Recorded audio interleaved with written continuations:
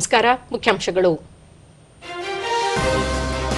NDRF ಸಿಬ್ಬಂದಿಯ ವೃತ್ತಿಪರತೆ, ದೃಢ ಸಂಕಲ್ಪ ಶ್ಲಾಘನೀಯ. ಜೀವ ರಕ್ಷಣೆಯ ಜೊತೆಗೆ ಸವಾಲು ಎದುರಿಸುವಲ್ಲಿ ಸಮರ್ಥ ಪ್ರಧಾನಿ ನರೇಂದ್ರ ಮೋದಿ. ಇಂದಿನಿಂದ ಯುಎಇ ಅಧ್ಯಕ್ಷರ ಭಾರತ ಪ್ರವಾಸ. ಪ್ರಧಾನಿ ಅವರೊಂದಿಗೆ ದ್ವಿಪಕ್ಷೀಯ ಮಾತುಕತೆ ಸೇರಿ ಹಲವು ಒಪ್ಪಂದಗಳಿಗೆ ಅಂಕಿತ. ಲಖನೌದಲ್ಲಿಂದು ಅಖಿಲ ಭಾರತೀಯ ಪೀಠಾಸೀನಾಧಿಕಾರಿಗಳ ಸಮ್ಮೇಳನ. ಸಂಸದೀಯ ಸವಾಲುಗಳು, ಉತ್ತಮ ಆಡಳಿತ ಕುರಿತು ಅವಲೋಕನ. ದಾವೋಸ್ನಲ್ಲಿ ಇಂದಿನಿಂದ ವಿಶ್ವ ಆರ್ಥಿಕ ವೇದಿಕೆ ಸಮಾವೇಶ. ರಾಜ್ಯಕ್ಕೆ ಜಾಗತಿಕ ಹೂಡಿಕೆದಾರರನ್ನು ಆಕರ್ಷಿಸಲು ಅವಕಾಶ. ಸಚಿವ ಎಂಬಿ ಪಾಟೀಲ್. ವಾರ್ತೆಗಳ ವಿವರ. ಇಂದು ರಾಷ್ಟ್ರೀಯ ವಿಪತ್ತು ನಿರ್ವಹಣಾ ಪ್ರತಿಕ್ರಿಯಾ ಪಡೆ ಎನ್ಡಿಆರ್ಎಫ್ನ ಸಂಸ್ಥಾಪನಾ ದಿನ. 2006ರ ವಿಪತ್ತು ನಿರ್ವಹಣಾ ಕಾಯ್ದೆಯಡಿ ಅದೇ ವರ್ಷ ಜನವರಿ 19ರಂದು ಎನ್ಡಿಆರ್ಎಫ್ ಸ್ಥಾಪನೆಯಾಯಿತು. ಈ ದಿನ ವಿಪತ್ತು ನಿರ್ವಹಣೆಯಲ್ಲಿ ಎನ್ಡಿಆರ್ಎಫ್ ಸಿಬ್ಬಂದಿ ತೋರುವ ಧೈರ್ಯ ಹಾಗೂ ಅವರ ವೃತ್ತಿಪರ ಸೇವೆಯನ್ನು ಸ್ಮರಿಸಲಾಗುತ್ತದೆ. ನೈಸರ್ಗಿಕ ವಿಪತ್ತುಗಳಾದ ಪ್ರವಾಹ, ಭೂಕಂಪ, ಚಂಡಮಾರುತ, ಕಟ್ಟಡ ಕುಸಿತ ಸೇರಿದಂತೆ ಇತ್ಯಾದಿ ಸಂದರ್ಭಗಳಲ್ಲಿ ರಕ್ಷಣೆ ಮತ್ತು ಕಾರ್ಯಾಚರಣೆಗಳನ್ನು ಎನ್ಡಿಆರ್ಎಫ್ ಸಿಬ್ಬಂದಿ ಕೈಗೊಳ್ಳುತ್ತಾರೆ. ದೇಶದ ವಿಪತ್ತು ನಿರ್ವಹಣೆಯಲ್ಲಿ ಸಿಬ್ಬಂದಿಯ ನಿರಂತರ ಸೇವೆ ಮತ್ತು ಬದ್ಧತೆಯಿಂದಾಗಿ ಸಾಕಷ್ಟು ಪ್ರಾಣಹಾನಿ, ನಷ್ಟ ತಡೆಯುವುದು ಸಾಧ್ಯವಾಗುತ್ತದೆ.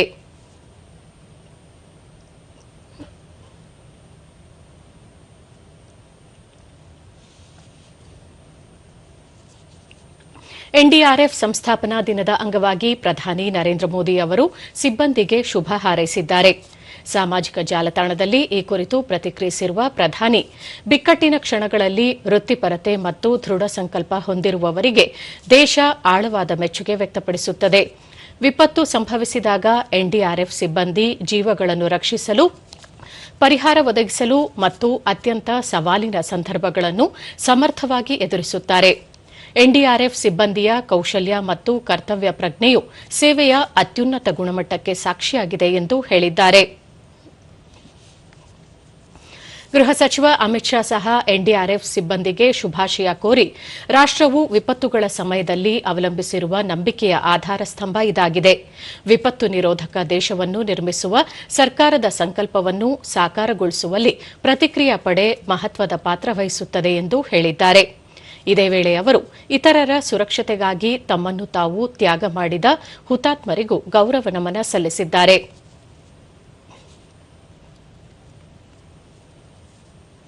ಕೇಂದ್ರ ಸಚಿವ ಎಚ್ಡಿ ಕುಮಾರಸ್ವಾಮಿ ರಾಷ್ಟ್ರೀಯ ವಿಪತ್ತು ನಿರ್ವಹಣಾ ಪಡೆಯ ಸಂಸ್ಥಾಪನಾ ದಿನದ ಸಂದರ್ಭದಲ್ಲಿ ಪ್ರಾಕೃತಿಕ ವಿಕೋಪದ ವೇಳೆ ಪ್ರಾಣದ ಹಂಗು ತೊರೆದು ರಕ್ಷಣಾ ಕಾರ್ಯದಲ್ಲಿ ತೊಡಗಿರುವ ಎಲ್ಲಾ ವೀರ ಯೋಧರಿಗೆ ಗೌರವಪೂರ್ವಕ ನಮನಗಳು ಎಂದು ಹೇಳಿದ್ದಾರೆ.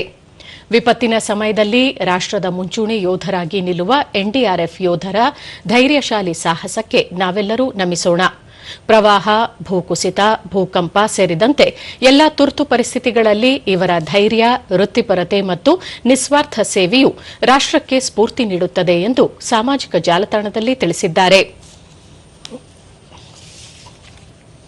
ಪ್ರಧಾನಿ ನರೇಂದ್ರ ಮೋದಿ ಅವರ ಆಹ್ವಾನದ ಮೇರೆಗೆ ಯುನೈಟೆಡ್ ಅರಬ್ ಎಮಿರೇಟ್ಸ್ನ ಅಧ್ಯಕ್ಷ Sheikh Mohamed bin Zayed Al Nahyan ಇಂದು ಅಧಿಕೃತ ಭೇಟಿಗಾಗಿ ಭಾರತಕ್ಕೆ ಆಗಮಿಸಲಿದ್ದಾರೆ. ಯುಎಇ ಅಧ್ಯಕ್ಷರ ಈ ಭೇಟಿಯಿಂದಾಗಿ ಉಭಯ ದೇಶಗಳ ನಡುವಿನ ಸಮಗ್ರ ಕಾರ್ಯತಂತ್ರ ಪಾಲುದಾರಿಕೆ ಮತ್ತಷ್ಟು ಬಲವರ್ಧನೆಗೊಳ್ಳುವ ಆಶಾಭಾವನೆ ಹೊಂದಲಾಗಿದೆ. ಪ್ರಮುಖವಾಗಿ ಎರಡೂ ರಾಷ್ಟಗಳ ನಡುವೆ ವ್ಯಾಪಾರ ಸಹಭಾಗಿತ್ವಕ್ಕೆ ಇನ್ನಷ್ಟು ಉತ್ತೇಜನ ದೊರೆಯಲಿದೆ. ಪ್ರಧಾನಿ ನರೇಂದ್ರ ಮೋದಿ ಹಾಗೂ ಯುಎಇ ಅಧ್ಯಕ್ಷರು ಪರಸ್ಪರ ಮಾತುಕತೆಯ ವೇಳೆ ಅನೇಕ ಪ್ರಾದೇಶಿಕ ಹಾಗೂ ಜಾಗತಿಕ ವಿಷಯಗಳ ಕುರಿತು ಎರಡೂ ದೇಶಗಳ ಹಿತಾಸಕ್ತಿಗೆ ಸಂಬಂಧಿಸಿದಂತೆ ಚರ್ಚೆ ನಡೆಸಲಿದ್ದಾರೆ. ಭಾರತಕ್ಕೆ 3 ದಿನಗಳ ಪ್ರವಾಸ ಕೈಗೊಂಡಿರುವ ಪೋಲೆಂಡ್ ಉಪ ಪ್ರಧಾನಿ ಹಾಗೂ ವಿದೇಶಾಂಗ ಸಚಿವ ರಾಡೋಸ್ಲಾವ್ ಸಿಕೋರ್ಸ್ಕಿ ಅವರು ಇಂದು ದೆಹಲಿಯಲ್ಲಿ ವಿದೇಶಾಂಗ ಸಚಿವ ಡಾ ಎಸ್ ಜೈಶಂಕರ್ ಅವರನ್ನು ಭೇಟಿಯಾಗಲಿದ್ದಾರೆ. ಈ ಸಂದರ್ಭದಲ್ಲಿ ಉಭಯ ನಾಯಕರು ಪರಸ್ಪರ ಹಿತಾಸಕ್ತಿಗೆ ಸಂಬಂಧಿತ ಪ್ರಾದೇಶಿಕ ಹಾಗೂ ಜಾಗತಿಕ ವಿಷಯಗಳ ಕುರಿತು ವಿಚಾರ ವಿನಿಮಯ ಮಾಡಿಕೊಳ್ಳಲಿದ್ದಾರೆ. ಪೋಲೆಂಡ್ ಉಪ ಪ್ರಧಾನಿ ಅವರ ಈ ಪ್ರವಾಸದಿಂದಾಗಿ ಭಾರತ ಮತ್ತು ಪೋಲೆಂಡ್ ದೇಶಗಳ ನಡುವಿನ ಕಾರ್ಯತಂತ್ರ ಪಾಲುದಾರಿಕೆಯು ಇನ್ನಷ್ಟು ಬಲವರ್ಧನೆಗೊಳ್ಳಲಿದೆ. ಉತ್ತರ ಪ್ರದೇಶದ ಲಖನೌದಲ್ಲಿ 86ನೇ ಅಖಿಲ ಭಾರತ ಪೀಠಾಸೀನಾಧಿಕಾರಿಗಳ ಸಮ್ಮೇಳನ ಹಾಗೂ ಭಾರತ ಶಾಸಕಾಂಗ ಸಭೆಗಳು ಮತ್ತು ವಿಧಾನ ಪರಿಷತ್ಗಳ ಕಾರ್ಯದರ್ಶಿಗಳ 62ನೇ ಸಮ್ಮೇಳನ ನಡೆಯಲಿದೆ. ಉತ್ತರ ಪ್ರದೇಶ ವಿಧಾನಸಭೆಯ ಭವನದಲ್ಲಿ ಇಂದಿನಿಂದ 3 ದಿನಗಳ ಕಾಲ ನಡೆಯಲಿರುವ ಈ ಸಮ್ಮೇಳನದಲ್ಲಿ ಲೋಕಸಭಾ ಸ್ಪೀಕರ್ ಓಂ ಬಿರ್ಲಾ, ರಾಜ್ಯಸಭೆಯ ಉಪಸಭಾಪತಿ ಹರಿವಂಶ್ ನಾರಾಯಣ್ ಸಿಂಗ್, ಉತ್ತರ ಪ್ರದೇಶ ರಾಜ್ಯಪಾಲರಾದ ಆನಂದಿಬೆನ್ ಪಟೇಲ್, ಮುಖ್ಯಮಂತ್ರಿ ಯೋಗಿ ಆದಿತ್ಯನಾಥ್ ಸೇರಿದಂತೆ ವಿಧಾನಸಭೆ ಮತ್ತು ವಿಧಾನ ಪರಿಷತ್ತಿನ ವಿವಿಧ ರಾಜ್ಯಗಳ ಸ್ಪೀಕರ್ಗಳು, ಕಾರ್ಯದರ್ಶಿಗಳು ಪಾಲ್ಗೊಳ್ಳಲಿದ್ದಾರೆ.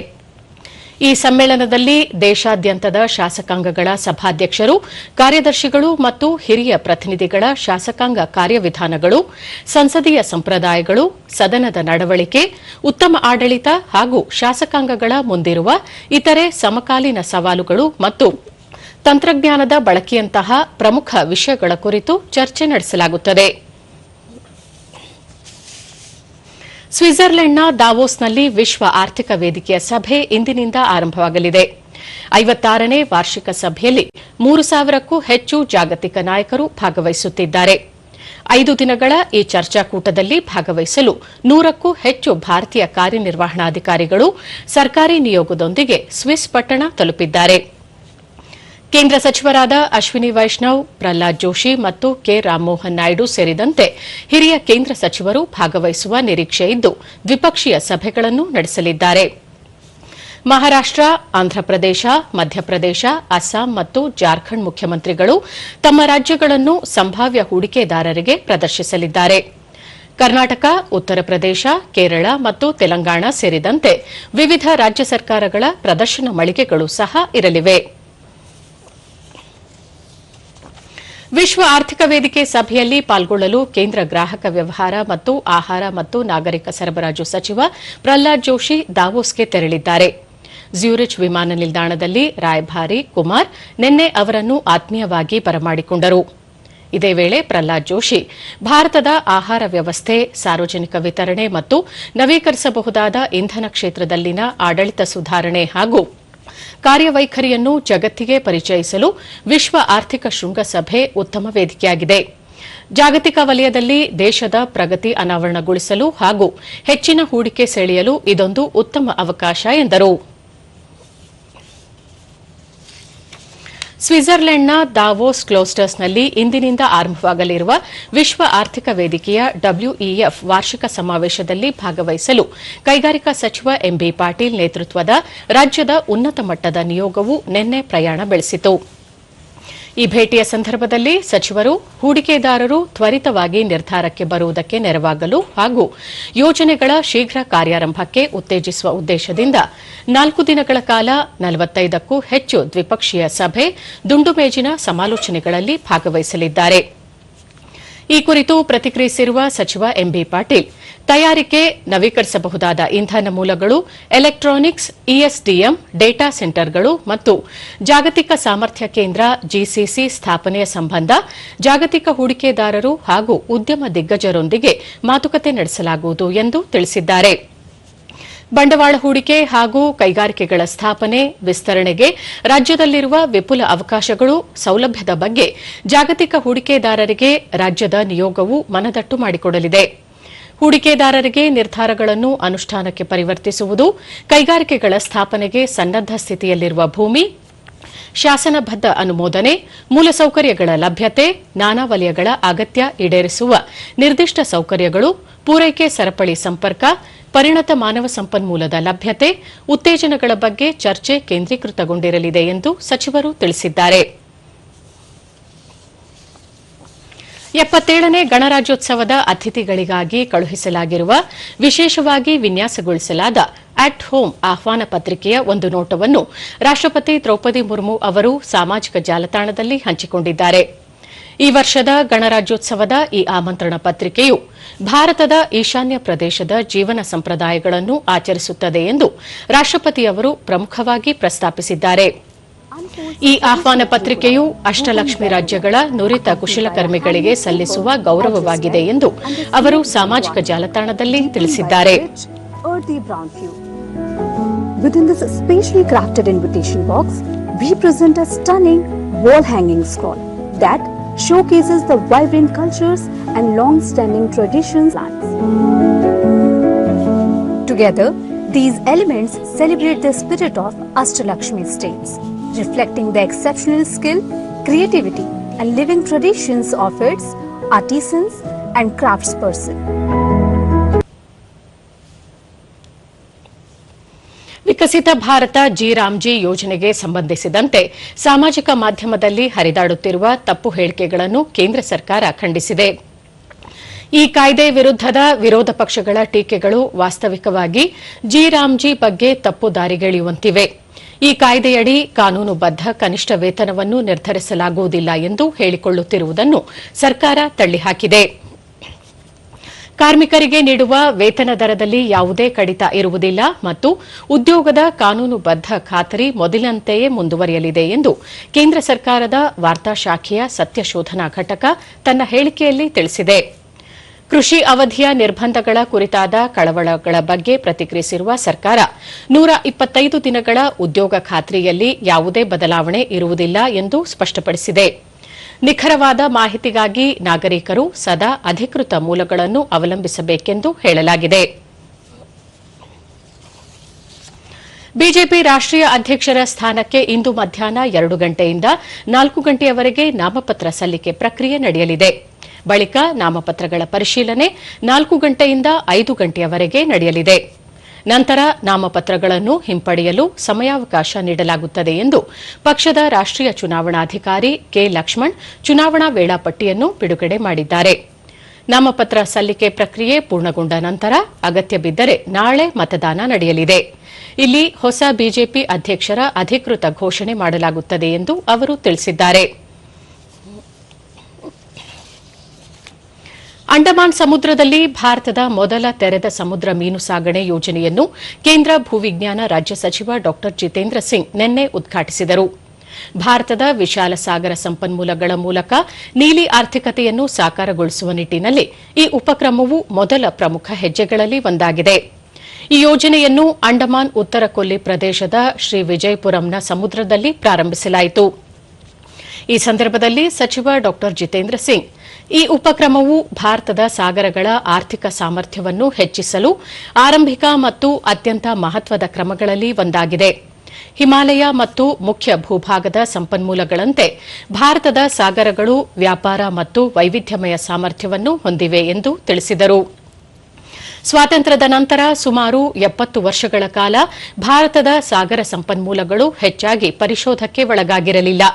ಆದರೆ 2014ರಿಂದ ರಾಷ್ಟ್ರೀಯ ಚಿಂತನೆಯಲ್ಲಿ ಮೂಲಭೂತ ಬದಲಾವಣೆಗಳಾಗಿದ್ದು, ಭಾರತದ ಕಡಲ ಕ್ಷೇತ್ರವು ಸಮಾನ ಸಂಪತ್ತು ಮತ್ತು ಆರ್ಥಿಕ ಬೆಳವಣಿಗೆಗೆ ಅವಕಾಶವನ್ನು ಹೊಂದಿದೆ ಎಂದು ಸಚಿವರು ಒತ್ತಿ ಹೇಳಿದರು.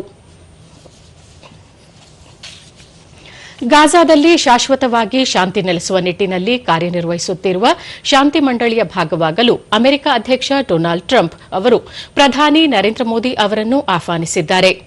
ಈ ಕುರಿತು ಅಮೆರಿಕ ಅಧ್ಯಕ್ಷರು ಪ್ರಧಾನಿ ಅವರಿಗೆ ಕಳುಹಿಸಿರುವ ಪತ್ರವನ್ನು ಭಾರತದಲ್ಲಿನ ಅಮೆರಿಕದ ರಾಯಭಾರಿ ಸೆರ್ಗಿಯೋ ಗೋರ್ ಸಾಮಾಜಿಕ ಮಾಧ್ಯಮದಲ್ಲಿ ಹಂಚಿಕೊಂಡಿದ್ದಾರೆ.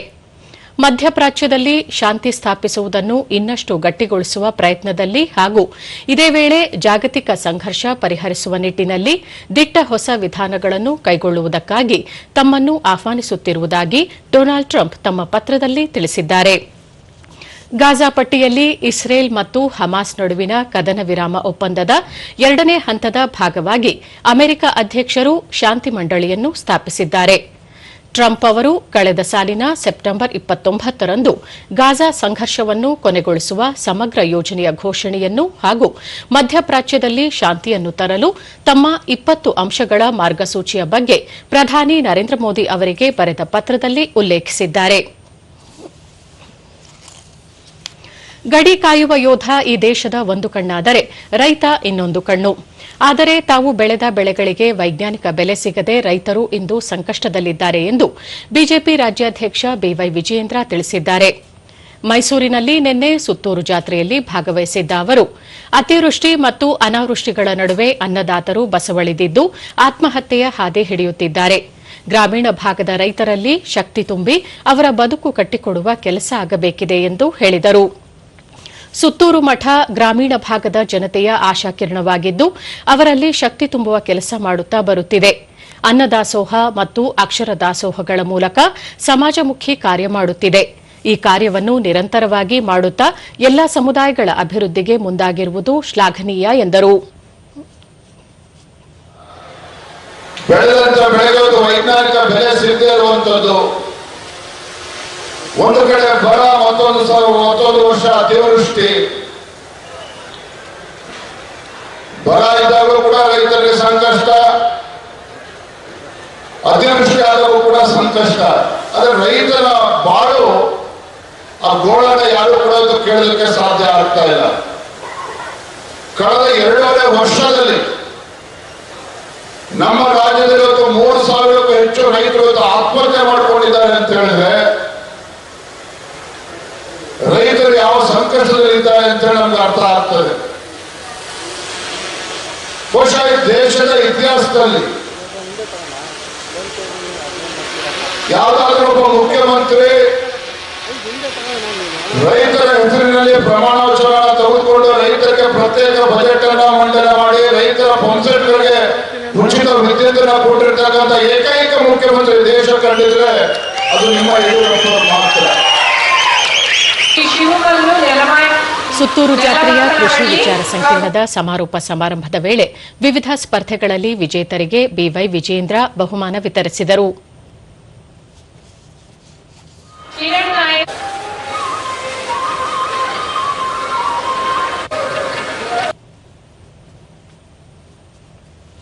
ಹೆಚ್ಚು ಹೆಚ್ಚು ಓದಿದಷ್ಟು ನಮ್ಮ ಜ್ಞಾನ ಅರಿವು ಹೆಚ್ಚುತ್ತಾ ಹೋಗುತ್ತದೆ. ಬುದ್ಧಿ, ವಿಚಾರವಂತಿಕೆ, ಸೃಜನಶೀಲತೆ ಬೆಳೆಯುತ್ತದೆ. ಆದರೆ ಇಂದು ಯುವ ಪೀಳಿಗೆ ಕಂಪ್ಯೂಟರ್, ಮೊಬೈಲ್ ಗೇಮ್ಸ್, ರೀಲ್ಸ್, ಸಾಮಾಜಿಕ ಜಾಲತಾಣಗಳಲ್ಲಿ ಕಳೆದು ಹೋಗಿದ್ದು ಪುಸ್ತಕ ಓದುವ ಪ್ರವೃತ್ತಿಯೇ ಕ್ಷೀಣಿಸುತ್ತಿದೆ. ಹೀಗಾಗಿಯೇ ಮೈಸೂರಿನ ಟಾಸ್ಕ್ ಎಜುಕೇಷನ್ ಟ್ರಸ್ಟ್ ವತಿಯಿಂದ ಅರಮನೆಗಳ ನಗರಿಯ 3 ಪ್ರಮುಖ ಸ್ಥಳಗಳಲ್ಲಿ ಉಚಿತ ಕಿರು ಗ್ರಂಥಾಲಯ ತೆರೆದು ಪುಸ್ತಕ ಓದಿಗೆ ಉತ್ತೇಜನ ನೀಡಲಾಗುತ್ತಿದೆ. ಈ ಕುರಿತು ಒಂದು ವರದಿ. ನೀನು ತಲೆ ತಗ್ಗಿಸಿ ಓದು, ನಾನು ನಿನ್ನನ್ನು ತಲೆ ಎತ್ತಿ ಬಾಳುವಂತೆ ಮಾಡುತ್ತೇನೆ ಎನ್ನುತ್ತದೆ ಪುಸ್ತಕ ಎಂಬುದು ಜನಪ್ರಿಯ ಗಾದೆ. ನಾವು ಹೆಚ್ಚು ಹೆಚ್ಚು ಓದಿದಷ್ಟು ನಮ್ಮ ಜ್ಞಾನ ಅರಿವು ಹೆಚ್ಚುತ್ತಾ ಹೋಗುತ್ತದೆ. ಬುದ್ಧಿ, ವಿಚಾರವಂತಿಕೆ, ಸೃಜನಶೀಲತೆ ಬೆಳೆಯುತ್ತದೆ. ಆದರೆ ಇಂದು ಯುವ ಪೀಳಿಗೆ ಕಂಪ್ಯೂಟರ್, ಮೊಬೈಲ್ ಗೇಮ್ಸ್, ರೀಲ್ಸ್, ಸಾಮಾಜಿಕ ತಾಣಗಳಲ್ಲಿ ಕಳೆದು ಹೋಗಿದ್ದು ಪುಸ್ತಕ ಓದುವ ಪ್ರವೃತ್ತಿಯೇ ಕ್ಷೀಣಿಸುತ್ತಿದೆ. ಹೀಗಾಗಿಯೇ ಮೈಸೂರಿನ ಟಾಸ್ಕ್ ಎಜುಕೇಷನ್ ಟ್ರಸ್ಟ್ ಅರಮನೆಗಳ ನಗರಿಯ 3 ಪ್ರಮುಖ ಸ್ಥಳಗಳಲ್ಲಿ ಉಚಿತ ಕಿರು ಗ್ರಂಥಾಲಯ ತೆರೆದು ಪುಸ್ತಕ ಓದಿಗೆ ಉತ್ತೇಜನ ನೀಡುತ್ತಿದೆ.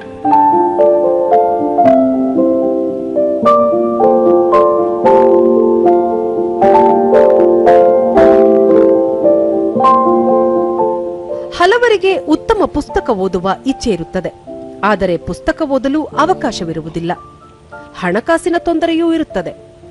ಇಂತಹ ನೈಜ ಪುಸ್ತಕಾಸಕ್ತರ ಜ್ಞಾನದಾಹ ತಣಿಸಲು ಕುವೆಂಪು ಬಡಾವಣೆಯಲ್ಲಿ ಟ್ರಸ್ಟ್ ಇಂತಹ ಒಂದು ಕಿರು ಗ್ರಂಥಾಲಯ ತೆರೆದಿದೆ. ಇವರು ಮಾಡಿರೋದು ತುಂಬ ದೊಡ್ಡ ಕೆಲಸ. ಯಾಕಂದರೆ ಈಗ ಹೋಗಿ ಬರುವವರು ಎಲ್ಲೆಲ್ಲೋ ನೋಡ್ತಾ ಇರ್ತಾರೆ, ಆದರೆ ಪುಸ್ತಕದ ಕಡೆ ನೋಡುವಂಥ ಅಭ್ಯಾಸ ಮಾಡೋದಿದೆಯಲ್ಲ, ಅದು ಅಲ್ಲದೆ ಸರ್ಕ್ಯುಲೇಷನ್ ಲೈಬ್ರರೀಸ್ ಇರ್ತವೆ, ಅದರಲ್ಲಿ ಮ್ಯಾಗಝೈನ್ಸು ಇದು ಅದು ತಗೊಳ್ತಾರೆ. ಹಾಗಲ್ಲ, ಒಂದು ಒಳ್ಳೆಯ ಪುಸ್ತಕ ನಮ್ಮ ಕೈಗೆ ಸಿಗುತ್ತೆ ಅನ್ನುವಂಥದ್ದಿದ್ದು ಅದನ್ನು ಉಪಯೋಗಿಸ್ಕೊಳ್ಳುವವರಿದ್ದರೆ ಅದರಿಂದ ಸಮಾಜಕ್ಕೆ ಬಹಳ ಒಳ್ಳೆಯದು. ಮೊಬೈಲ್ನಲ್ಲೇ ಕಳೆದು ಹೋಗುತ್ತಿರುವ ಇಂದಿನ ಯುವಜನರನ್ನು ಮತ್ತೆ ಪುಸ್ತಕದತ್ತ ಸೆಳೆಯುವ ಉದ್ದೇಶದಿಂದ ಉಮರ್ ಮಾಡುತ್ತಿರುವ ಕಾರ್ಯಕ್ಕೆ ಅವರ ತಂದೆ ಪ್ರಶಂಸೆ ವ್ಯಕ್ತಪಡಿಸುತ್ತಾರೆ. ನಮ್ಮ ಹತ್ರ ಇರೋ ಪುಸ್ತಕಗಳನ್ನ ನಾವು ಓದಿದಾದ್ಮೇಲೆ ತಂದಿಡ್ಬೋದು, ಅವ್ರಿಗೆ ಪ್ರೀತಿ ಆದರೆ ತೊಗೊಂಡು ಹೋಗಿ ಇಟ್ಕೋಬೋದು. ಅವ್ರಿಗೆ ಬೇಕಾದ ಪುಸ್ತಕಗಳು ಅವ್ರ ಹತ್ರ ಇದ್ದರೆ ಅವರು ತಂದು ಇದನ್ನು ಕೊಡ್ಬೋದು. ಯಾವುದೇ ಥರದ ಬಂಧನಗಳಿಲ್ಲ, ಯಾವುದೇ ಥರದ ಇದಿಲ್ಲ, ಏನು ಫೀಸ್ ಇಲ್ಲ, ಮತ್ತು ಯಾವುದೇ ಥರದ ಏನು ಫಾರ್ಮ್ಯಾಲಿಟಿ ಇಲ್ಲ. ಎನಿ ಟೈಮ್ ಇದು ಬೆಳಿಗ್ಗೆ 6 ಗಂಟೆಯಿಂದ ಸದ್ಯಕ್ಕೆ 10 ಗಂಟೆ 10:30 ತನಕ ಓಪನ್ ಆಗಿರುತ್ತೆ. ಈ ಕಿರು ಗ್ರಂಥಾಲಯದ ಬಗ್ಗೆ ತಿಳಿದ ಹಲವು ಸಾಹಿತ್ಯಾಸಕ್ತರು ಸ್ವಯಂ ಪ್ರೇರಿತರಾಗಿ ಈ ಜ್ಞಾನ ಸಿಂಚನ ಕಾರ್ಯಕ್ರಮದಲ್ಲಿ ಕೈ ಜೋಡಿಸಿದ್ದಾರೆ. Library will be very useful ಸೊಸೈಟಿಗೆ, ಬಿಕಾಸ್ ಇಟ್ ಇಸ್ ಫ್ರೀ ಆಗಿದೆ ಆಮೇಲೆ ಅವ್ರು ಬಂದ್ಬಿಟ್ಟು ಹೆಂಗೆ ಬೇಕಾದ್ರೆ ಆಕ್ಸೆಸ್ ಮಾಡ್ಬೋದು, ಯಾವಾಗ ಬೇಕಾದ್ರೆ ತೊಗೊಂಡು ಹೋಗ್ಬೋದು, ಪಬ್ಲಿಕ್ಕಲ್ಲಿದೆ. ಸೊ ಬೇಕಂದ್ರೆ ಬುಕ್ ಡೊನೇಟ್ ಮಾಡೋಂಗಿದ್ರೆ ಮಾಡಬಹುದು. Every different types of languages ಕೂಡ ಇದೆ. ಮೇನ್ಲಿ ಕನ್ನಡ ಮತ್ತು ಇಂಗ್ಲೀಷ್ ಇರೋದು. ಸೊ ಪೀಪಲ್ ಎಷ್ಟೊಂದು ಜನ ಕನ್ನಡ ಬರಲ್ಲ, ಹೊರಗಡೆಯಿಂದ ಬಂದಿರ್ತಾರೆ, ಅವರು ಕೂಡ ಫ್ರೀಯಾಗಿ ಈ ಲೈಬ್ರರಿನ ಉಪಯೋಗಿಸ್ಕೊಂಡು ಸ್ವಲ್ಪ ಕನ್ನಡ ಬಗ್ಗೆ ಕಲಿಬಹುದು. ಈ ಗ್ರಂಥಾಲಯ ಓದುವ ಆಸಕ್ತಿ ಮೂಡಿಸಿದೆ. ಉಚಿತವಾಗಿ ದೊರಕುವ ಕಾರಣ ನಾವು ವಿವಿಧ ಪುಸ್ತಕಗಳನ್ನು ಮನೆಗೆ ತೆಗೆದುಕೊಂಡು ಹೋಗಿ ಓದಿ ತಂದು ವಾಪಸ್ ಕೊಡುತ್ತೇವೆ. ಇದು ಜ್ಞಾನಾರ್ಜನೆಗೆ ಸಾಧನ ಎಂದು ವಿದ್ಯಾರ್ಥಿನಿ ನಂದಿತಾ ಹೇಳುತ್ತಾರೆ. ಫ್ರೀ ಲೈಬ್ರರಿ ಅಂದ್ಬಿಟ್ಟು ಆನ್ಲೈನ್ ಅಲ್ಲಿ ನೋಡಿದೆ. ಅವಾಗ ನನಗೆ ತುಂಬಾ ಖುಷಿ ಆಯ್ತು. ಇದ್ರ ಬಗ್ಗೆ ಎಲ್ಲ ಬೇರೆ ಕಡೆ ಎಲ್ಲ ನೋಡ್ತಾ ಇದ್ದೆ. ಸೊ ಅದ್ರ ಬಗ್ಗೆ ಅಷ್ಟು ಐಡಿಯಾ ಇರಲಿಲ್ಲ. ಇಲ್ಲಿ ಇವ್ರು ಓಪನ್ ಮಾಡಿದಾಗ ತುಂಬಾ ಖುಷಿ ಆಯ್ತು. ಇವಾಗ ಎಲ್ಲರಿಗೂ ಬುಕ್ಸ್ ಆಕ್ಸೆಸ್ ಸಿಗಲ್ಲ. ಸೊ ಇದರಿಂದ ಎಲ್ಲರಿಗೂ ಒಂದು ಬುಕ್, ಎಲ್ಲರಿಗೂ ಮೇಜರ್ ಆಗಿ ಬುಕ್ ಆಕ್ಸೆಸ್ ಸಿಗೋ ತರ ಒಂದು ಹೆಲ್ಪ್ ಆಯ್ತು. ಪ್ರಸ್ತುತ ನಿರ್ದಿಷ್ಟ ಸಮಯದವರೆಗೆ ಕಾರ್ಯನಿರ್ವಹಿಸುವ ಈ ಗ್ರಂಥಾಲಯವನ್ನು ವಾರದ 7 ದಿನ, ದಿನದ 24 ಗಂಟೆಯೂ ತೆರೆದು ಓದುಗರಿಗೆ ನೀಡುವ ಆಲೋಚನೆಯೂ ಟ್ರಸ್ಟ್ಗೆ ಇದೆ. 3 ಕಡೆ ಇಟ್ಟಿರೋದ್ರಿಂದ interaction has been quite good. ಜನ ಎಂಥೂಸಿಯಾಸ್ಟಿಕ್ ಆಗಿ ವಾಲಂಟಿಯರ್ ಮಾಡಿಬಿಟ್ಟು ಕಟ್ಟಿದ್ದಾರೆ ಈ ಬಾಕ್ಸ್ನ. It is a complete community project, from the building of it, painting, installation, keeping it updated, and the community ಮಾಡ್ತಿರೋದು. The box is for the neighborhood, it is from the neighborhood. ಬರೋ ಹೋಗೋರ್ ಜನಕ್ಕೆ ಉಪಯೋಗ ಆಗಲಿ ಅಂತ ಇಟ್ಟಿರೋದು. ಕಿರು ಗ್ರಂಥಾಲಯ ಜ್ಞಾನಾರ್ಜನೆಯ ಹಾದಿಯಲ್ಲಿನ ದೊಡ್ಡ ಹೆಜ್ಜೆ ಎಂದು ಹಿರಿಯ ಸಾಹಿತಿ ಪ್ರೊಫೆಸರ್ ಸಿ ನಾಗಣ್ಣ ಅಭಿಪ್ರಾಯಪಡುತ್ತಾರೆ. ಏನೇ ಹೊಸ ತಂತ್ರಜ್ಞಾನ ಬಂದರೂ ಕೂಡ ಈ ಪುಸ್ತಕ ಸಂಸ್ಕೃತಿ ಅನ್ನೋದನ್ನು ಖಂಡಿತವಾಗಿ ನಾವು ಅವಗಣಿಸೋದಕ್ಕೆ, ಅದನ್ನು ಮೂಲೆಗುಂಪು ಮಾಡೋಕ್ಕೆ ಸಾಧ್ಯವಿಲ್ಲ. ಹಸ್ತದಲ್ಲಿ ಪುಸ್ತಕವನ್ನು ಹಿಡಿದು ಆ ಜ್ಞಾನ ಮಸ್ತಕಕ್ಕೆ ಬಂದಾಗಲೇ ಅದಕ್ಕೊಂದು ವೃದ್ಧಿ ಮತ್ತು ಸಂಸ್ಕೃತಿಯ ಅಭಿಸರಣ ಪ್ರಸರಣ ಅದೆಲ್ಲವೂ ಕೂಡ. ಪುಸ್ತಕದ ಓದುಗರ ಸಂಖ್ಯೆ ಹೆಚ್ಚಿದಾಗ ಲೇಖಕರು ಹೆಚ್ಚು ಹೆಚ್ಚು ಬರೆಯುತ್ತಾರೆ, ಪ್ರಕಾಶಕರು ಅದನ್ನು ಹೊರತರುತ್ತಾರೆ, ಉತ್ತಮ ಕೃತಿಗಳು ಹೊರಬರುತ್ತವೆ. ಒಟ್ಟಾರೆ ಇಂತಹ ಉಚಿತ ಗ್ರಂಥಾಲಯಗಳು ರಾಜ್ಯಾದ್ಯಂತ ವಿಸ್ತರಿಸಲಿ, ಜನರಲ್ಲಿ ಓದುವ ಹವ್ಯಾಸ ಪುನರ್ ನಿರ್ಮಾಣವಾಗಲಿ, ಅಲ್ಲವೇ? ಭಾರತೀಯ ರೈಲ್ವೆ ಮುಂದಿನ 2 ವರ್ಷಗಳಲ್ಲಿ 7,900 ಕಿಲೋಮೀಟರ್ ರೈಲ್ವೆ ಹಳಿಗಳನ್ನು ನವೀಕರಿಸಲು ಮುಂದಾಗಿದೆ ಎಂದು ರೈಲ್ವೆ ಸಚಿವಾಲಯ ತಿಳಿಸಿದೆ. ಪ್ರಸಕ್ತ ಹಣಕಾಸು ವರ್ಷ 2025-26ರಲ್ಲಿ 7,500 ಕಿಲೋಮೀಟರ್ಗೂ ಹೆಚ್ಚು ನವೀಕರಣ ಕಾರ್ಯ ನಡೆಯುತ್ತಿದೆ. ಕಳೆದ ಹಣಕಾಸು ವರ್ಷದಲ್ಲಿ 6,800 ಕಿಲೋಮೀಟರ್ ಉದ್ದದ ರೈಲು ಹಳಿಯನ್ನು ನವೀಕರಣ ಮಾಡಲಾಗಿತ್ತು ಎಂದು ಮಾಹಿತಿ ನೀಡಿದೆ. ಹೈಸ್ಪೀಡ್ ಸಾಮರ್ಥ್ಯದ ಹಳಿಗಳ ಮಾರ್ಗವನ್ನು ದ್ವಿಗುಣಗೊಳಿಸಲಾಗಿದೆ. 2014ರಲ್ಲಿ 31,000 ಕಿಲೋಮೀಟರ್ನಷ್ಟು ಮಾರ್ಗದ ನಿರ್ಮಾಣ ಮಾಡಿದ್ದರೆ ಸದ್ಯ ಇದು 84,000 ಕಿಲೋಮೀಟರ್ ತಲುಪಿದೆ. ಇದು ರಾಷ್ಟ್ರೀಯ ರೈಲ್ವೆ ಜಾಲದ 80% ಎಂದು ತಿಳಿಸಿದೆ. ಕಳೆದ 11 ವರ್ಷಗಳಲ್ಲಿ ರೈಲ್ವೆ ಹಳಿಗಳ ಮೂಲಸೌಕರ್ಯವನ್ನು ಬಲಪಡಿಸಲಾಗಿದ್ದು, ಹೂಡಿಕೆಗೂ ಹೆಚ್ಚಿನ ಒತ್ತು ನೀಡಲಾಗಿದೆ ಎಂದು ಮಾಹಿತಿ ನೀಡಿದೆ. ಛತ್ತೀಸ್ಗಢದ ಬಿಜಾಪುರ ಜಿಲ್ಲೆಯಲ್ಲಿ ಭದ್ರತಾ ಪಡೆಗಳು ನಿನ್ನೆ ನಡೆಸಿದ ಕಾರ್ಯಾಚರಣೆಯಲ್ಲಿ 4 ಮಹಿಳಾ ಕಾರ್ಯಕರ್ತರು ಸೇರಿದಂತೆ 6 ಮಾವೋವಾದಿಗಳನ್ನು ಹತ್ಯೆ ಮಾಡಲಾಗಿದೆ. ಜಿಲ್ಲಾ ಮೀಸಲು ಪಡೆ, ಕೋಬ್ರಾ ಮತ್ತು ವಿಶೇಷ ಕಾರ್ಯಪಡೆಯ ಜಂಟಿ ತಂಡವು ಈ ಕಾರ್ಯಾಚರಣೆ ನಡೆಸಿದೆ. ಹತರಾದ ಮಾವೋವಾದಿಗಳನ್ನು ದಿಲೀಪ್ ಬೆಡ್ದಾ, ಮಾಧ್ವಿ ಕೋಸಾ, ಲಕ್ಕಿ ಮಡಂ ಮತ್ತು ರಾಧಾ ಎಂದು ಗುರುತಿಸಲಾಗಿದೆ. ಮತ್ತಿಬ್ಬರ ಗುರುತು ಇನ್ನೂ ಪತ್ತೆಯಾಗಿಲ್ಲ. ರಾಷ್ಟ್ರೀಯ ಉದ್ಯಾನವನ ಪ್ರದೇಶ ವ್ಯಾಪ್ತಿಯಲ್ಲಿ ಈ ಘಟನೆ ನಡೆದಿದ್ದು, ಇದೀಗ ಈ ವಾತಾವರಣವನ್ನು ಮಾವೋವಾದಿಗಳಿಂದ ಮುಕ್ತವಾಗಿದೆ ಎಂದು ಪರಿಗಣಿಸಬಹುದಾಗಿದೆ ಎಂದು ಉಪಮುಖ್ಯಮಂತ್ರಿ ವಿಜಯ್ ಶರ್ಮಾ ತಿಳಿಸಿದ್ದಾರೆ. ದಕ್ಷಿಣ ಸ್ಪೇನ್ನಲ್ಲಿ ನಿನ್ನೆ ಸಂಜೆ 2 ಹೈಸ್ಪೀಡ್ ರೈಲುಗಳ ನಡುವೆ ಡಿಕ್ಕಿ ಸಂಭವಿಸಿ ಕನಿಷ್ಠ 21 ಮಂದಿ ಮೃತಪಟ್ಟಿದ್ದಾರೆ. ಅಡಮೂಸ್ ಪಟ್ಟಣದ ಬಳಿ ಈ ಘಟನೆ ಸಂಭವಿಸಿದೆ. ಹೈಸ್ಪೀಡ್ ರೈಲೊಂದು ಹಳಿ ತಪ್ಪಿ ಪಕ್ಕದ ಹಳಿಗೆ ಅಪ್ಪಳಿಸಿದೆ. ಈ ವೇಳೆ ವಿರುದ್ಧ ದಿಕ್ಕಿನಲ್ಲಿ ಚಲಿಸುತ್ತಿದ್ದ ಮತ್ತೊಂದು ರೈಲು ಸಹ ಹಳಿ ತಪ್ಪಿ ಪರಸ್ಪರ 2 ರೈಲುಗಳು ಡಿಕ್ಕಿ ಹೊಡೆದಿವೆ. ಹಳಿ ತಪ್ಪಿದ ಬೋಗಿಗಳಲ್ಲಿ ಸಿಲುಕಿರುವ ಜನರನ್ನು ರಕ್ಷಣಾ ಸಿಬ್ಬಂದಿ ರಕ್ಷಿಸಿದರು. ಈ ದುರ್ಘಟನೆಯಲ್ಲಿ ಕನಿಷ್ಠ 73 ಮಂದಿ ಪ್ರಯಾಣಿಕರು ಗಂಭೀರ ಗಾಯಗೊಂಡಿದ್ದಾರೆ ಎಂದು ಅಲ್ಲಿನ ತುರ್ತು ಸೇವೆಗಳು ತಿಳಿಸಿವೆ. ದೇಶಾದ್ಯಂತ ಶೀತಗಾಳಿ ಮುಂದುವರೆದಿದ್ದು, ಉತ್ತರ ಭಾರತದಲ್ಲಿ ಮಂಜು ಮುಸುಕಿದ ವಾತಾವರಣ ತೀವ್ರಗೊಂಡಿದೆ. ದೆಹಲಿ, ಹರಿಯಾಣ, ಚಂಡೀಗಢ, ಪಂಜಾಬ್, ಉತ್ತರ ಪ್ರದೇಶ, ಉಪ ಹಿಮಾಲಯ, ಪಶ್ಚಿಮ ಬಂಗಾಳ ಮತ್ತು ಸಿಕ್ಕಿಂನಲ್ಲಿಂದು ದಟ್ಟವಾದ ಮಂಜಿನ ವಾತಾವರಣವಿದೆ. ಹಿಮಾಲಯ ಪ್ರದೇಶದಲ್ಲಿ ನಾಳೆಯವರೆಗೂ ಶೀತಗಾಳಿಯ ವಾತಾವರಣ ಇರಲಿದೆ ಎಂದು ಭಾರತೀಯ ಹವಾಮಾನ ಇಲಾಖೆ ಮುನ್ಸೂಚನೆ ನೀಡಿದೆ. ಮುಂದಿನ 3 ದಿನಗಳಲ್ಲಿ ಪೂರ್ವ ಭಾರತದಲ್ಲಿ ಕನಿಷ್ಠ ತಾಪಮಾನದಲ್ಲಿ ಸುಮಾರು 2 ರಿಂದ 3 ಡಿಗ್ರಿ ಸೆಲ್ಸಿಯಸ್ ಏರಿಕೆಯಾಗುವ ಸಾಧ್ಯತೆ ಇದೆ ಎಂದು ತಿಳಿಸಿದೆ. ಸೆನ್ಸೆಕ್ಸ್ ಮುಂಬೈ ಷೇರು ಮಾರುಕಟ್ಟೆಯಲ್ಲಿಂದು ಆರಂಭಿಕ ವಹಿವಾಟಿನಲ್ಲಿ ಷೇರು ಸಂವೇದಿ ಸೂಚ್ಯಂಕ ಸೆನ್ಸೆಕ್ಸ್ 321 ಅಂಕಗಳ ಇಳಿಕೆಯೊಂದಿಗೆ 83,250ರಲ್ಲಿತ್ತು.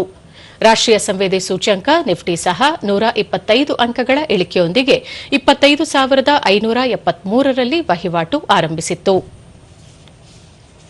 ಇನ್ನು ಕ್ರಿಕೆಟ್, ಇಂದೋರ್ನಲ್ಲಿ ನಿನ್ನೆ ನಡೆದ 3ನೇ ಹಾಗೂ ಅಂತಿಮ ಏಕದಿನ ಕ್ರಿಕೆಟ್ ಪಂದ್ಯದಲ್ಲಿ ನ್ಯೂಜಿಲೆಂಡ್ ತಂಡ 41 ರನ್ಗಳಿಂದ ಭಾರತ ತಂಡದ ವಿರುದ್ಧ ಜಯ ಗಳಿಸಿತು. ಈ ಗೆಲುವಿನೊಂದಿಗೆ ನ್ಯೂಜಿಲೆಂಡ್ ಆಟಗಾರರು 2-1 ಗೆಲುವಿನ ಅಂತರದಲ್ಲಿ ಏಕದಿನ ಸರಣಿಯನ್ನು ತಮ್ಮದಾಗಿಸಿಕೊಂಡರು. ಗೆಲ್ಲಲು 338 ರನ್ಗಳ ಕಠಿಣ ಗುರಿ ಪಡೆದಿದ್ದ ಭಾರತ ತಂಡ 46 ಓವರ್ಗಳಲ್ಲಿ 296 ರನ್ಗಳಿಗೆ ಆಲ್ಔಟ್ ಆಯಿತು. ಕೊನೆಯವರೆಗೂ ಹೋರಾಟ ನಡೆಸಿದ ವಿರಾಟ್ ಕೊಹ್ಲಿ ಶತಕ ವ್ಯರ್ಥವಾಯಿತು. ಕೊಹ್ಲಿ 108 ಎಸೆತಗಳಲ್ಲಿ 10 ಬೌಂಡರಿ ಮತ್ತು 3 ಸಿಕ್ಸರ್ ಸೇರಿದಂತೆ 124 ರನ್ ಗಳಿಸಿ ಔಟ್ ಆದರು. ಇವರಿಗೆ ಉತ್ತಮ ಬೆಂಬಲ ನೀಡಿ ಅರ್ಧಶತಕದ ಕಾಣಿಕೆ ನೀಡಿದ ನಿತೀಶ್ ಕುಮಾರ್ ರೆಡ್ಡಿ 53 ರನ್ ಮತ್ತು ಹರ್ಷಿತ್ ರಾಣಾ 52 ರನ್ ಗಳಿಸಿ ವಿಕೆಟ್ ಕೈಚೆಲ್ಲಿದರು. ನ್ಯೂಜಿಲೆಂಡ್ ಬೌಲಿಂಗ್ನಲ್ಲಿ ಮಿಂಚಿದ ಜಾಕ್ ಫಾಲ್ಕಸ್ ಮತ್ತು ಕ್ರಿಸ್ಟಿಯನ್ ಕ್ಲಾರ್ಕ್ ತಲಾ 3 ವಿಕೆಟ್ ಹಾಗೂ ಜೇಡನ್ ಲೆನಾಕ್ಸ್ 2 ವಿಕೆಟ್ ಪಡೆದರು. ಇದಕ್ಕೂ ಮುನ್ನ ಮೊದಲು ಬ್ಯಾಟ್ ಮಾಡಿದ ನ್ಯೂಜಿಲೆಂಡ್ 50 ಓವರ್ಗಳಲ್ಲಿ 7 ವಿಕೆಟ್ ನಷ್ಟಕ್ಕೆ 337 ರನ್ ಗಳಿಸಿತು. ಆಕರ್ಷಕ ಶತಕ ಗಳಿಸಿದ ಡ್ಯಾರಿಲ್ ಮಿಚೆಲ್ 137 ರನ್ ಮತ್ತು ಗ್ಲೆನ್ ಫಿಲಿಪ್ಸ್ 106 ರನ್ ಗಳಿಸಿ ತಂಡಕ್ಕೆ ಬೃಹತ್ ಮೊತ್ತ ತಂದುಕೊಟ್ಟರು. ಒಂದು ಹಂತದಲ್ಲಿ ನ್ಯೂಜಿಲೆಂಡ್ ಕೇವಲ 58 ರನ್ಗಳಿಗೆ 3 ವಿಕೆಟ್ ಕಳೆದುಕೊಂಡು ಸಂಕಷ್ಟದಲ್ಲಿತ್ತು. ಈ ಹಂತದಲ್ಲಿ ಜೊತೆಯಾದ ಮಿಚೆಲ್ ಮತ್ತು ಫಿಲಿಪ್ಸ್ 4ನೇ ವಿಕೆಟ್ ಜೊತೆಯಾಟದಲ್ಲಿ 219 ರನ್ ಸೇರಿಸಿ ತಂಡವನ್ನು ಸಂಕಷ್ಟದಿಂದ ಪಾರು ಮಾಡಿದರು. ಭಾರತದ ಬೌಲರ್ಗಳ ಪೈಕಿ ಹರ್ಷದೀಪ್ ಸಿಂಗ್ ಮತ್ತು ಹರ್ಷಿತ್ ರಾಣಾ ತಲಾ 3 ವಿಕೆಟ್ ಹಾಗೂ ಮೊಹಮ್ಮದ್ ಸಿರಾಜ್ ಮತ್ತು ಕುಲ್ದೀಪ್ ಯಾದವ್ ತಲಾ 1 ವಿಕೆಟ್ ಪಡೆದರು. ನಾಡಿದ್ದು ಬುಧವಾರದಿಂದ ಭಾರತ ಮತ್ತು ನ್ಯೂಜಿಲೆಂಡ್ ತಂಡಗಳ ನಡುವೆ 5 ಪಂದ್ಯಗಳ ಟಿ20 ಸರಣಿ ಆರಂಭವಾಗಲಿದೆ. ಕೊನೆಯಲ್ಲಿ ಮತ್ತೊಮ್ಮೆ ಮುಖ್ಯಾಂಶಗಳು. ಎನ್ಡಿಆರ್ಎಫ್ ಸಿಬ್ಬಂದಿಯ ವೃತ್ತಿಪರತೆ, ದೃಢ ಸಂಕಲ್ಪ ಶ್ಲಾಘನೀಯ. ಜೀವ ರಕ್ಷಣೆ ಜೊತೆಗೆ ಸವಾಲು ಎದುರಿಸುವಲ್ಲಿ ಸಮರ್ಥ, ಪ್ರಧಾನಿ ನರೇಂದ್ರ ಮೋದಿ. ಇಂದಿನಿಂದ ಯುಎಇ ಅಧ್ಯಕ್ಷರ ಭಾರತ ಪ್ರವಾಸ. ಪ್ರಧಾನಿ ಅವರೊಂದಿಗೆ ದ್ವಿಪಕ್ಷೀಯ ಮಾತುಕತೆ ಸೇರಿ ಹಲವು ಒಪ್ಪಂದಗಳಿಗೆ ಅಂಕಿತ. ಲಖನೌದಲ್ಲಿಂದು ಅಖಿಲ ಭಾರತೀಯ ಪೀಠಾಸೀನಾಧಿಕಾರಿಗಳ ಸಮ್ಮೇಳನ. ಸಂಸದೀಯ ಸವಾಲುಗಳು, ಉತ್ತಮ ಆಡಳಿತ ಕುರಿತು ಅವಲೋಕನ. ದಾವೋಸ್ನಲ್ಲಿ ಇಂದಿನಿಂದ ವಿಶ್ವ ಆರ್ಥಿಕ ವೇದಿಕೆ ಸಮಾವೇಶ. ರಾಜ್ಯಕ್ಕೆ ಜಾಗತಿಕ ಹೂಡಿಕೆದಾರರನ್ನು ಆಕರ್ಷಿಸಲು ಅವಕಾಶ, ಸಚಿವ ಎಂಬಿ ಪಾಟೀಲ್. ನಮ್ಮ ವಾರ್ತಾ ಪ್ರಸಾರವನ್ನು ನೀವು ಡಿಡಿ ಚಂದನ ನ್ಯೂಸ್ ಯೂಟ್ಯೂಬ್, ಎಕ್ಸ್ ಖಾತೆ, ಇನ್ಸ್ಟಾಗ್ರಾಂ, ಫೇಸ್ಬುಕ್ ಹಾಗೂ ವಾಟ್ಸ್ಆಪ್ ಮೂಲಕವೂ ವೀಕ್ಷಿಸಬಹುದು. ನಮ್ಮ ಮುಂದಿನ ವಾರ್ತಾ ಪ್ರಸಾರ ಮಧ್ಯಾಹ್ನ 1 ಗಂಟೆಗೆ. ನಮಸ್ಕಾರ.